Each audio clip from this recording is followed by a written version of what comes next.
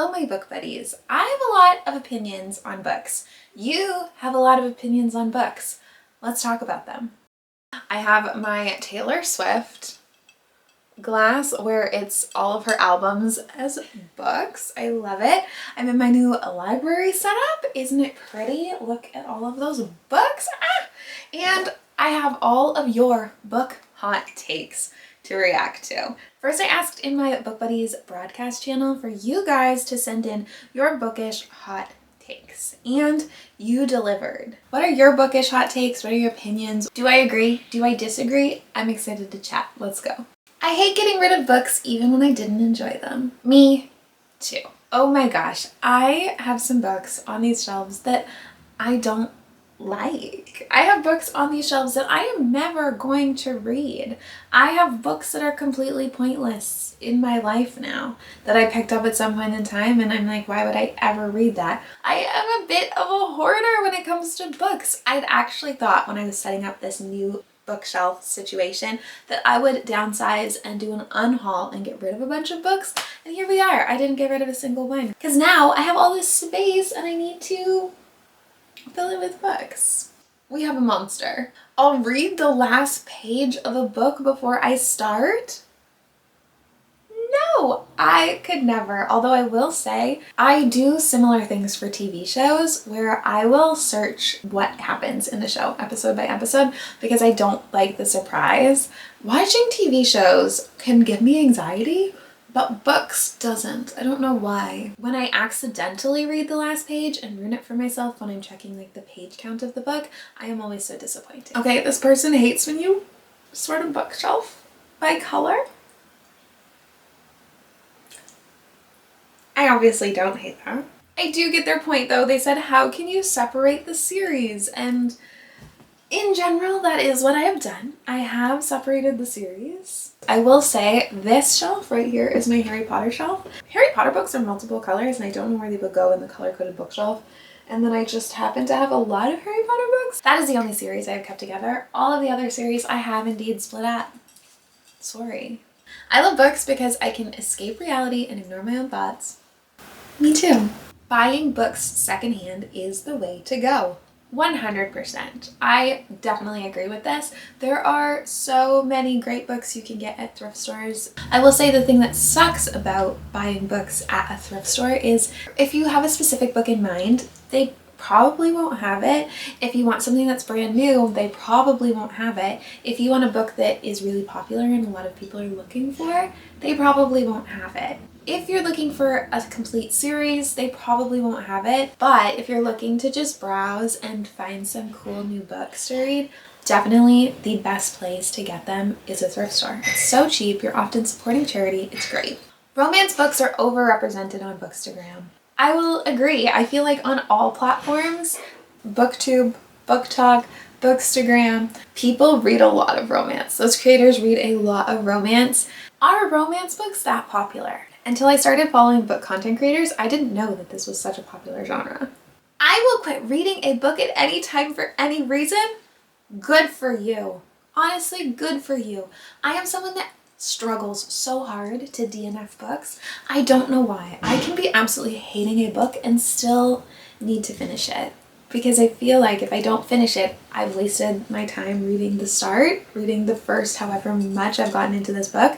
Even though logically I understand, I'm gonna waste more time by finishing it. And I could spend that time reading books that I actually enjoy, but I don't know. In my head, I have this wall that I can't get over that tells me I absolutely need to finish this book, even though I know I don't. These two are side by side. They were sent back to back by two different people. I can't use an e-reader. I need to feel the pages. It's a tactile thing. The person before them said, I prefer reading from an e-reader. Don't throw tomatoes at me. Okay, what do I prefer? It took me a long time to get on the e-reader bandwagon, but now I definitely see the benefits. When you're traveling, it's nice to have an e-reader because you have an endless option of books in this one little device. You're not lugging around big, heavy tomes of books with you. I like that you can read in the dark. I like that you can adjust the brightness. I like that they're waterproof. I used to feel the same, that I needed to read a physical copy of a book, but now I get the e-reader hype. I hate filler books in a series for more money, dragging on the books. I have been finding that a lot in fantasy series that are honestly really popular.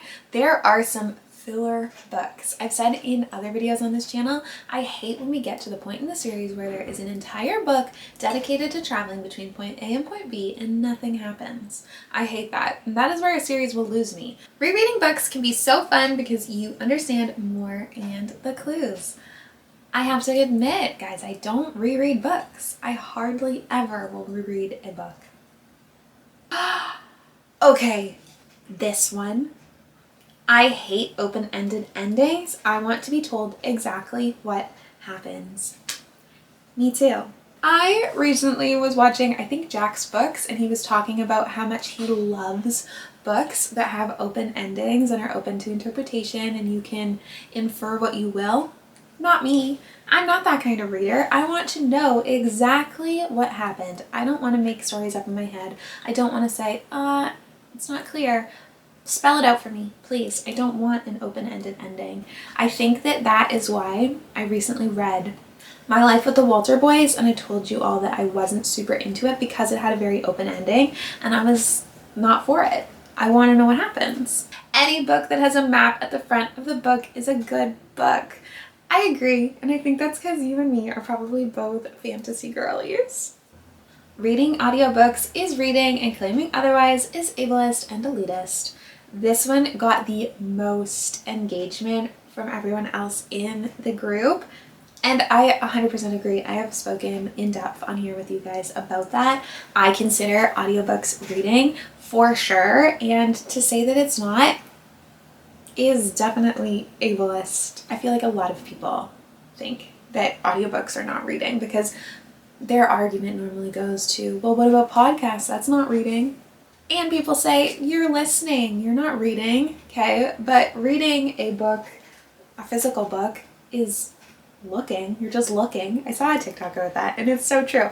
What's the difference between looking and listening? You're still using a sense to consume this content that somebody made, a book. What's the difference? I will never dog your pages. I do. When reading a small child a bedtime story, skipping pages is acceptable. I agree. Sometimes you just have to get to the end of that story and it is taking forever and it is bedtime. Also though, my kids just are constantly turning the pages back and forth. I often don't even read the real words to the story. I just make it up based on the pictures and whatever picture they're showing me at the time. I don't care how many books someone reads in a year. Why does it matter? I 100% agree with you. You should think critically about everything you read, even if it's a fun light read. I am not a critical thinker when it comes to reading in general. If I'm reading a piece of like general fiction, then maybe I'm going to try to glean more thoughts about what the author's saying. But if I'm reading just a fun little fantasy or a fun little romance, I don't think too hard about what I'm reading. I read for the enjoyment, mostly. Friends to lovers is better than enemies to lovers.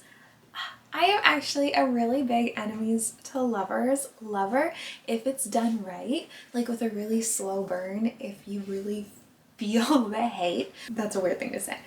So I think it needs to be done for me to be done well over a series and not just over a book, because it doesn't give me enough time to really ruminate in the fact that they don't like each other.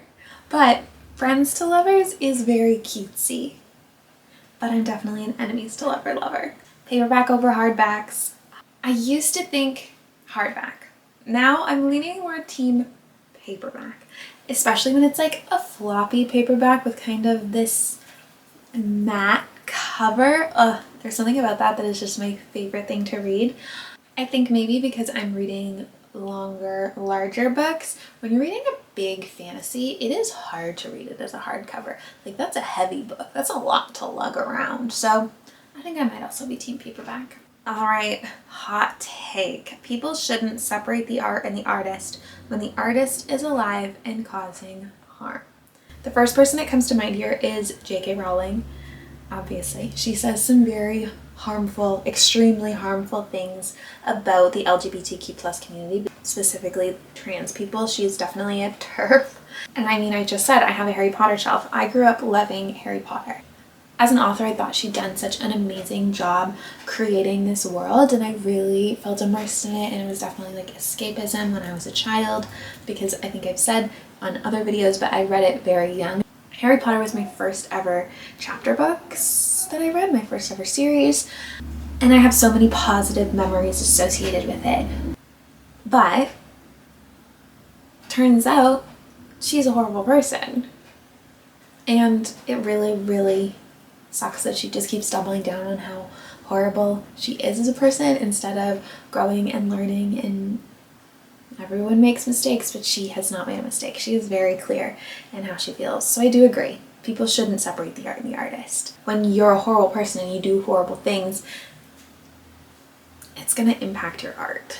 Oh my god, Kate, this hot take. Sarah J. Maas's writing has gone downhill. I love Sarah J. Maas. I love her books. I'm going to say that I kind of understand where this is coming from. I really like that in her Throne of Glass series, in her first series that she wrote, it was high stakes. People died. There wasn't all of these happily ever afters. They felt so high stakes. And I think that's what I liked about the adventure aspect, was it was a high stakes book. Not everyone survived. But now it feels like Crescent City and ACOTAR, she gives everybody a happy ending, every single person, and it has lowered the stakes. I know that everyone's going to end up okay. I know it's going to be fine in the end, and that is making those series a little less enjoyable for me. Okay, some people are far too obsessed with smut, and that seems like why they read. Not for me to judge. If you are reading purely smut, because that's what you want to be reading, good for you. I'm here for it. It's not me, but I'm not judging. I'm a lesbian but read spicy books with straight couples. Me too. I cannot find specifically a fantasy series that has queer women spice in it. If you know any examples, please leave them down below. I did recently read Delilah Green Doesn't Care, which is a romance novel that's lesbian spice, but in general, all of the really popular books are straight people, so I just sit through them. I still read them, even though I can't relate. So many of you hate Colleen Hoover. That's what I'm taking away from this. Like, the amount of you that said Colleen Hoover is trash, Colleen Hoover's overrated, Colleen Hoover is an awful author, Colleen Hoover books are the worst I've ever read. You all hate her. I have only ever read 2 books from her. I can't say if I like her or I hate her. Thriller books with completely unrealistic plot twists are just for shock factor and lazy.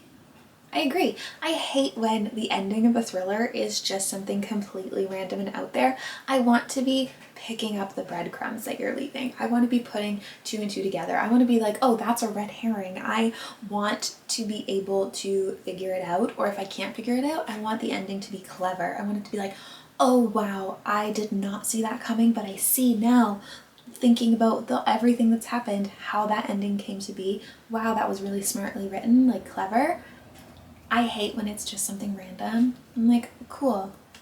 Why? Bryce and Hunt, that's Crescent City by Sarah J. Maas, have zero chemistry and are weird AF together. I agree. There's something about Bryce that I find extremely unlikable, and I don't like their relationship either. Crescent City is one of those series that I appreciate for the side characters, because I'm not interested in Bryce at all. Wait, the next one, same person, says Bryce from Crescent City is actually really selfish and not likable at all in the 3rd book. I agree. I 100% agree. Oh, okay, wait, here. Blood and Ash series is super not great, especially the 2nd book so far, and the writing is subpar. I hate that series. Me and Heather should be friends because we feel the same way about books. I agree 100%. I did not like the Blood and Ash series. Let me know if any of you really liked it down below, or if any of you feel the same as me, because it's so popular. I see it everywhere. I see this author's writing everywhere, and it is not. I don't think that it's well written. Ooh, I think that cracking the spine is okay. Books should be used and loved. I am not a spine cracker. If you look behind me, my books are pretty intact, but I agree. You want to rough up your book? Go for it. If it makes the reading experience more enjoyable for you, especially to like really have that spine cracked, do what you enjoy, for sure. Okay, and with that, we are going to end today's video. Thank you so much to all of the book buddies that sent in their hot takes.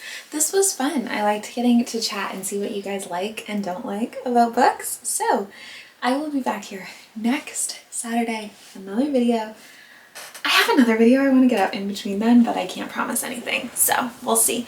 Thank you so much for watching today's video. I am having so much fun doing all of these book videos, and it's really encouraging to me to see how many of you are also enjoying them. So thank you. I appreciate all of you, and I'll see you really soon.